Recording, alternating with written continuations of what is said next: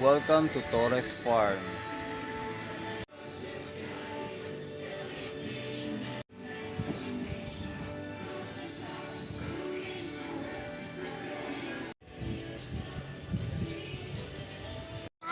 So, let's start na ng aming pagpasyal dito sa dito sa Torres Farm. Torres Farm.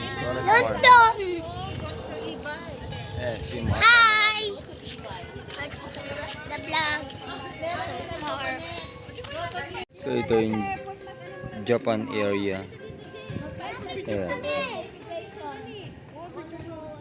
Kasama namin. Ayan.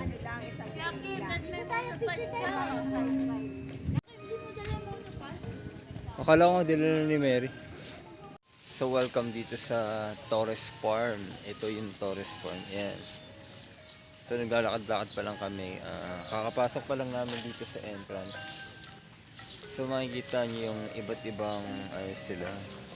Parang nandito lahat yung Sydney, Australia. Ayan, tapos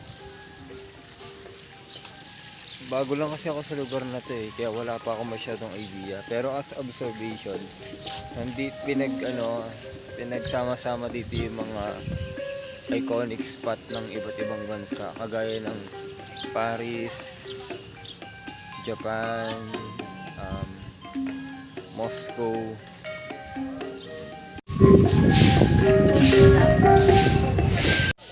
So this is Monday ngayon kaya wala masyadong tao at sobrang aga namin dumating kaya kami yung first customer.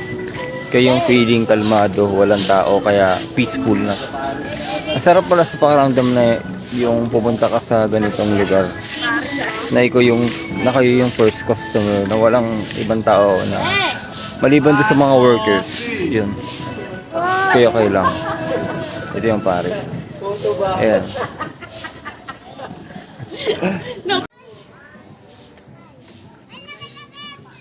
Ayan. Picture taking sila dito. Ayan. So malawak itong lugar na to. Tsaka ang maganda nito dahil nga kami lang yung first customer kaya parang iba yung feeling na sobrang peaceful. Parang feeling mo ikaw yung may-ari. So may mga ganyan dito. Ayan.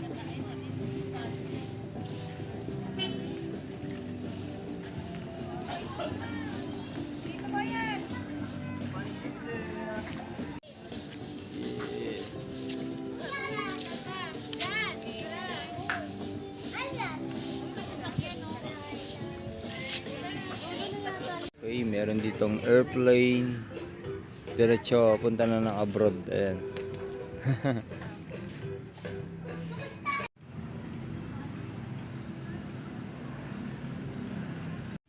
Nalimutan ko yung tawag dito Basta iconic. Kilala tong to, statue na to. So hindi ganun kalaki yung lugar na to pero ang cute niya. Siguro mas maganda itong tingnan kapag maraming tao. Kasi Monday ngayon kaya hindi na busy kasi may mga pasok ang tao. Kung kahapon kami pumunta dito mga Sabado tsaka Sunday, sigurado maraming tao dito. Against the light. Medyo lumayo ako kasi medyo nahihiya ako mag-vlog na kasama sila. Pero ang masasabi ko lang, ang cute ng lugar na to. Simple pero cute. So umupo ako dito sa park na to. Kasi malilom siya tapos sobrang relaxing ng pakiramdam. Yung kapag umupo ka parang ayaw mo nang tumayo. Kasi kasi ang ganda ng Kasi ang ganda ng klima ng ngayon ng panahon. Tapos walang tao masyado. Ang mga tao lang talaga dito na customer, kami lang. Wala pa ako nakikitang iba. Tapos yung iba kasi mga workers lang dito. Kaya nandun yung sobrang peaceful ng pakiramdam. So ito yung mga kasama namin naglalakad. Ganito pa rin yung pakiramdam na ikaw lang yung tao sa isang ganitong pasyalan. Tapos naisip ko na parang mas masaya pala dito kapag maraming tao.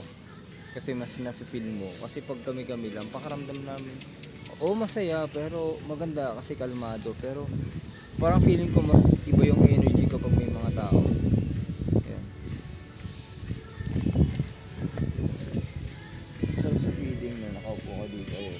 Ang ganda, ang sarap sa feeling kapag may ka-date ka dito. Ayan. Dito kayo nakaupo kayo, kakain kayo ng magkasama. Sayang wala akong ka-date. So explore pa natin tong lugar na to. So meron ditong ganitong area. Hindi ko alam kung saan bansa galing to. Ayan. Oh, ganda, tingnan mo. Ito yung vibe na nakikita ko sa ibang bansa. Madalas sa Jungle Book. Yo, itong vibe na to ang ganda oh. Parang nakikita ko to sa palabas na ano na Jungle Book. Kung alam niyo yun. Ganito yung vibe niya. Ang ganda. Grabe.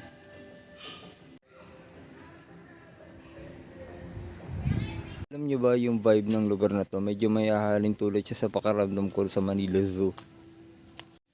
Gantang-ganto yung pakaramdam ko dati sa Manila Zoo. Pinagkaiba nga lang wala siyang hayop. Yung ganito yung atmosphere eh. So familiar building ulit. Hindi ko lang alam kung saan bansa siya kasi basta nalimutan ko basta ayan may ganyan din dito. May swimming pool. Sobrang linis ng swimming pool dito. Sa pagkakaalam ko bawal kasi itong liguan, parang tourist spot lang siya. Parang design lang. Ganun. Tapos meron ditong kainan na ang cute to, tingnan mo. Siguro kung nagkataon na pumunta kami dito Sabado or Sunday or Friday, baka may mga kumakain dito. So sobrang aga kasi namin dumating kanina. Mga 9. So, ayan. Siguro maraming tao dito, lalo mga summer of vacation, mga holidays. Yan. Dumating kasi kami dito Monday. Ayan.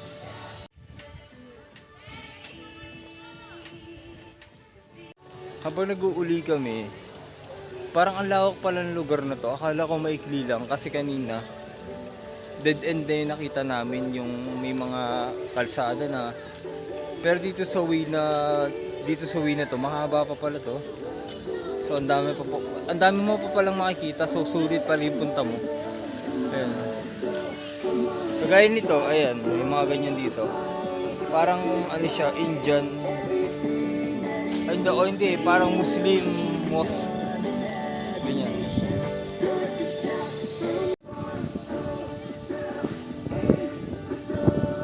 Many familiar buildings kagaya nito. Pasira lang yung truck dito. Oh. Ganda sana ng view. So ayan din yung itong infrastructure. Familiar siya sa akin pero hindi ko lang alam kung saan bansa to.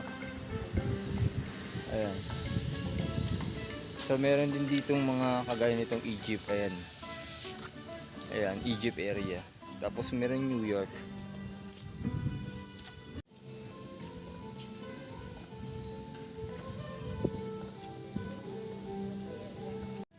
So welcome to New York. So peaceful, sobrang relaxing ng pakaramdam dito sa personal. Kasi sobrang ganda ng klima. Yung hindi siya mainit, parang ano siya, yung makulimlim. Yun yung naibibigay ng yun yung vibe na ibibigay ng lugar na ito. Yung sobrang kalmado. Siguro dahil sa walang tao masyado, kaya sobrang kalmado lang, sobrang payapa. Ganun. Parang yung pakaramdam na parang sobrang plain lang siya na para lang siyang subdivision na nilagyan ng mga design na ganito. Na yung mga mayamang subdivision na 'di ba mga subdivision hindi masyado lumalabas sa mga tao. So ganun yung vibe niya. Sobrang kalmado lang. Kasi meron pa pala ditong ano yung parang ano sa China, ayan oh. Ganun. At dito ako ngayon sa ano nga bang tawag doon, Great Wall of China. So yun yung mga kasama ko, ayan, nagpuntahan sila doon, malayo-layo sila. Kasi yung iba naman nandun. So ayan, mas pinili ko muna na mag-isa kasi nahihiya talaga ako mag-vlog na may kasama. Yun. Kasi medyo mahihain din yata yung mga kasama ko sa vlogging. Dadalawa lang kasi kami dito yung vloggeries, yung mahilig sa vlogging, kaya medyo na-awkward din ako kapag may kasama ko nagbablog na mahihain sa camera. So mas maganda yung medyo alone ka. Mas komportable ako mag-video. So imaginein mo halimbawa sa isang subdivision, ito yung ganito yung itsura ng subdivision na tinitirhan mo. Tapos may mga ganyan design. Ang cute. Sobrang unique niya. Ayun, magkaroon ng subdivision na ganito, may ganitong style na para siyang tourist spot. Pero ito pasyalan kasi itong lugar na to eh. Ayan. Yung vibe niya parang introvert vibe yung atmosphere ng lugar na to. Tama-tama to sa mga tao na gusto mapag-isa. Pero hindi ko lang alam eh kasi nagkataon na Monday kami dumating kaya siguro tahimik at wala masyadong tao. So kung gusto nyo ditong pumunta ng ganito katahimik at walang tao at gusto nyo mag-date lang, kayo lang, so recommendable ko sa inyo na Monday kayo pumunta. O nga lang kung bukas kung ganito pa rin, pero dahil nga Monday kami nagpunta, mas payapa yung pakaramdam kasi walang tao. Ayan. Mga area pa doon na malalayo na marami pa palang pupuntahan dito. Kaso nga lang parang tinatamad na silang puntahan yung area na yun. Parang siguro nalalayuan na sila. Ayun o, malawak po. Pero nakukurisa akong pumunta sa mga ganitong area. Yung mga, gusto ko yung mga ganyan. Yung mga parang hindi masyado pinupuntahan. Kasi nandyan daw yung mga mas more on interesting. Awan ko lang din, sana hindi ako ma-disappoint. Pero baka maiwan ako ng mga kasama ko, kaya bahala na mamaya. Ang cute nito. Parang ano siya, parang Europe vibe siya. Ito yung gusto ko mapuntahan sa ibang bansa. Dito ko pala makikita. Ito yung feel mo na nasa ibang bansa ka. Ganito yung vibe. Parang Europe o US. Ganito. Kasi tingnan mo naman ng ganda dito. Ganun yan. Parang siya nandun ko sa American vibe. American street vibe. Ganito yung atmosphere na napapanood ko lang sa TV, sa mga movies. Ganito. Ganito yung pakaramdam. Ayan. Ganito yung mga bahay. Ayan. Parang nandun ako sa mga theme park ng Amerika. Kasi nakakapanood din ako ng mga theme park doon. O kaya yung mga neighborhoods nila, ganito yung itsura. Ganda, grabe. Tingnan mo, parang may nakatara nga talaga dito sa bahay na to kasi may nakasampay dito sa gilid. Ayan. Ay, ang asarap sa pakaramdam kapag dito ko nakatira. Ayan. Ito yung mo, may aircon ka. Parang US 5 talaga yung itsura ng bahay. Tapos, ganito. Nice.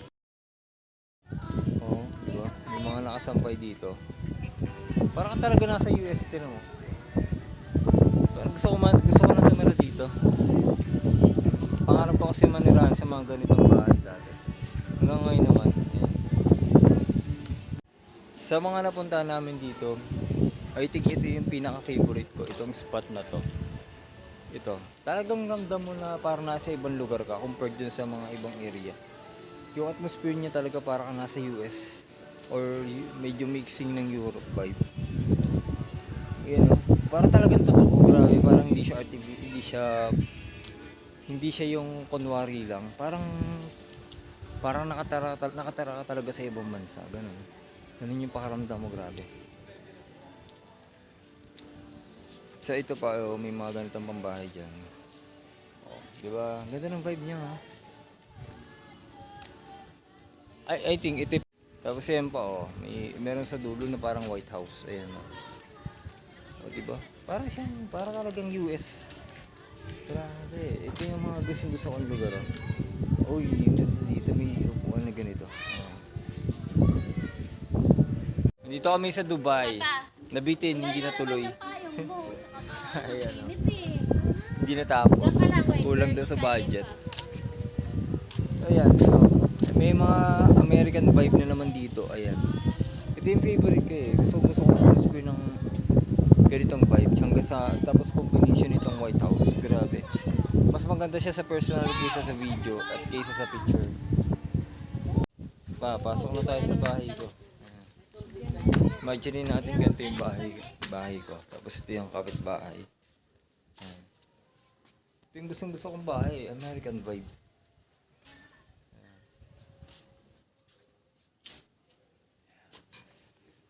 Grabe. Ang sarap dito ng feeling. Gigising ka ng umaga. Tapos, ang ganda nung paligid na makikita mo. Yung pagising mo, ito yung makikita mo, White House. Yan. Sobrang peaceful. Ganitong vibe. Ganitong subdivision. So, nangangarap talaga ako na manirahan sa mga ganitong klase ng lugar. Naalala ko kasi yun, pumunta ako dati ng isang subdivision, yung mga mayayaman na subdivision. Ganito yung atmosphere, ganito yung vibe ng subdivision na napuntahan ko. Tapos sabi ko sa sarili ko na ganito yung klase ng ng subdivision na gusto ko mapuntahan. Gusto ko manirahan kasi gusto ko yung peaceful niya. Gusto ko yung yung vibe niya.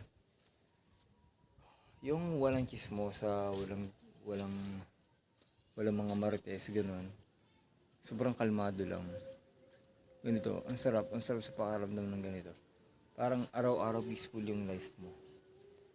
So, I hope magkaroon ako ng ganitong bahay, ganitong lugar.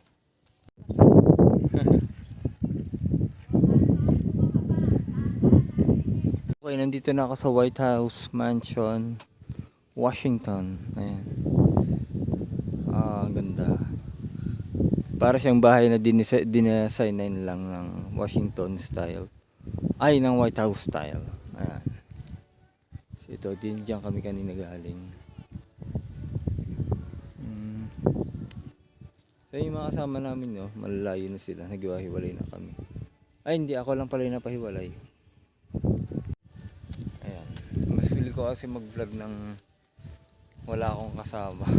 Kasi nahihiya talaga ako.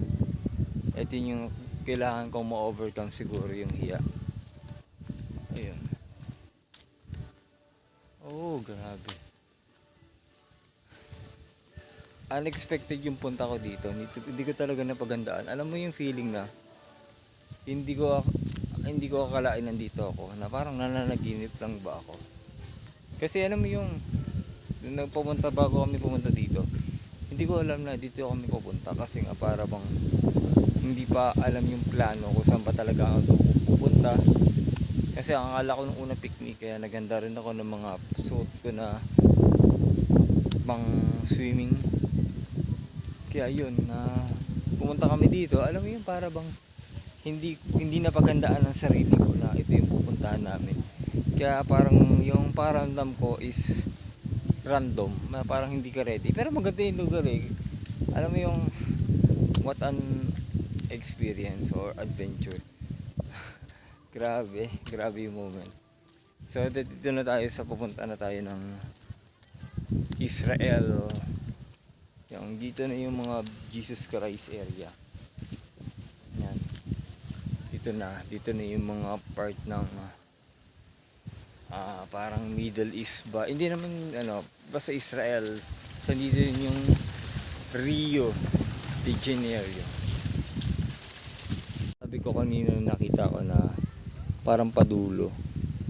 So ngayon pinuntahan na namin. Ayan, ito na siya. Ito na yung may mga Jesus Christ. Ito na, ayan.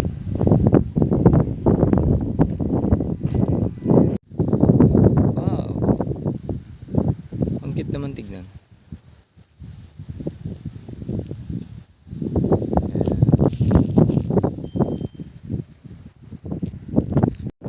So ito naman yung Vietnam.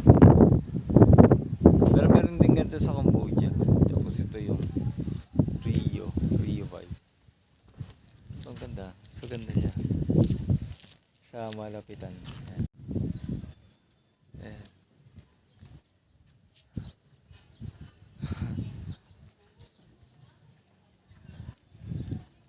Oh, simple lang niya pero ang cute. Ang cute tignan. So meron pa dito mga ginagawa na di pa tapos. So observation ko dito sa lugar na to, parang bago lang siya. Bago lang siya, hindi pa siya yung mahalata mo sa mga pagkakahulman ng mga ano dito. Halatang mga bago lang talaga. Kami mga area pa sa part na yun na ginagawa pa. So mas maganda siguro to soon kapag tapos na talaga lahat yung wala nang inaayos. So I think marami pang madidesignan dito.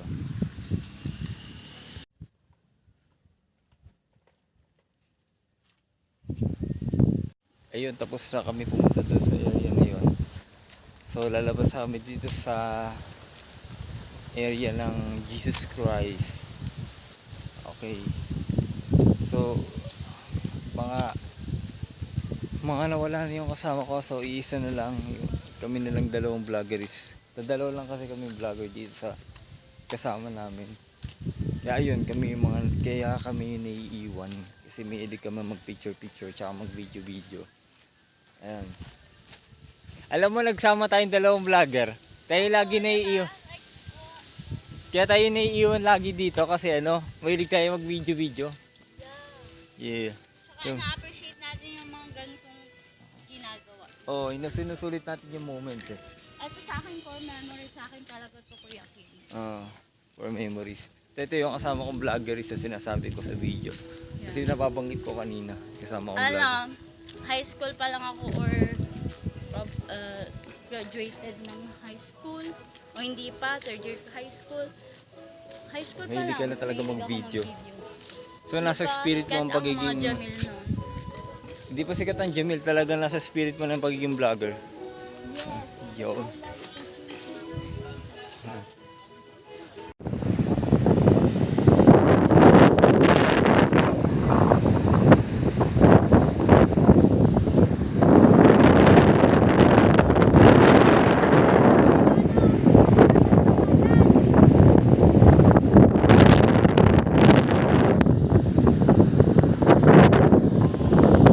So nandito ulit kami sa Torres Park. Ito yung second na punta namin dito kasi bumalik kami. Galing kami sa dagat. Nandito na naman kami. Bumalik kami dito ngayong hapon kasi maganda daw dito pag mga paggabi kasi nagkakaroon doon ng mga lights. So sayang din kasi yung bayad namin, no. Kaya sinusulit na rin namin. Kaya nandito na naman ako sa favorite area ko. Yung parang US vibe. Kasi hindi ko na ipakita sa inyo to kanina itong part na to. Itong bahay na to. Parang pang siya, pang Iceland yata to na bahay. So ito talaga yung pinaka most favorite part ko kasi itong mga bahay pala na to, sa pagkakaalam ko itong mga bahay na to pwede pala siyang upahan, i-rent na parang hotel. Akala ko kasi nung una design lang, pero pwede pala siyang i-rent. Ang ganda oh. Isipin mo kung dito ka mag-hotel, ganito yung part ng ganito yung itsura ng lugar mo. Ganda, grabe, nakaka-relax. Hope makabalik ulit ako dito soon, kaya sinusulit ko na. Tapos yung kami mo nakaganon. Huwag ka na.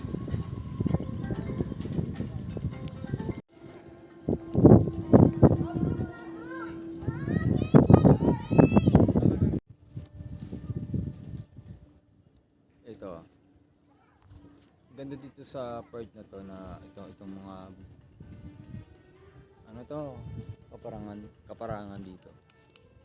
Ang lawak ng area niya. So, yung dalawang batang kasama namin nilalaro. Hindi natin napunta niya pa. Nandun na, malayo na. mga tao na dito na ano. Ngayon may mga tao-tao na dito sa ano. Pero hindi pa rin siya ganun karami. Parang ano pa rin. Mga ilang pamilya din. Hindi siya yung crowded. Lalong-lalo na doon sa part na yun kanina. Unti pa yung tao.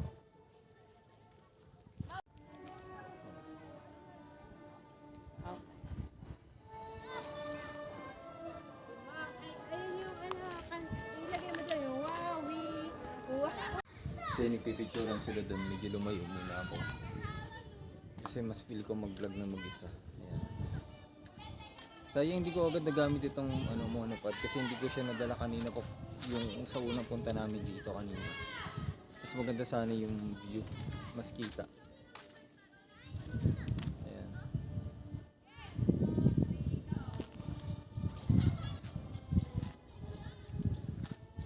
Ayan, nagkakasiyahan sila doon. So dito naman tayo sa chess area. Ayan. Lawak. Ganda. Hello Dubai.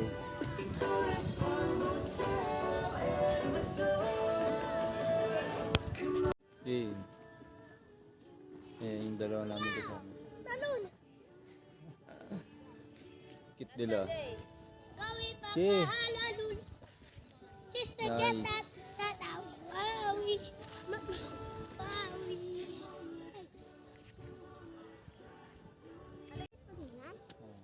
Yan, ito si Nene. I'm with Nene. Ayan, si Hindi Nene. kasi. Ayan. Kasi Cassandra. Cassandra. What is your name? Kasi Cassandra. Cassandra. She's Cassandra. Kasi at Cassandra. Cassie or Cassandra. Okay. Here. At Bukari. Oh.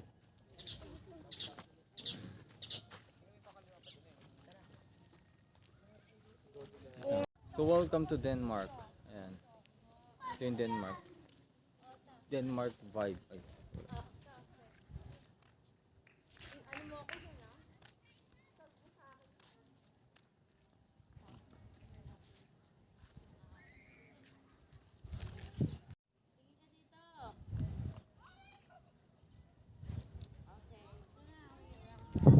Dito tayo sa Taj Mahal, India, India vibe.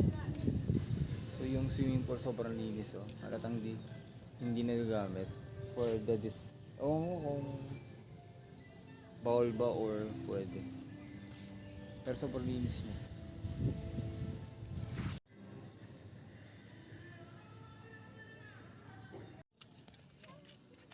Nag-enjoy rin si Tita Janet. Sabi niya,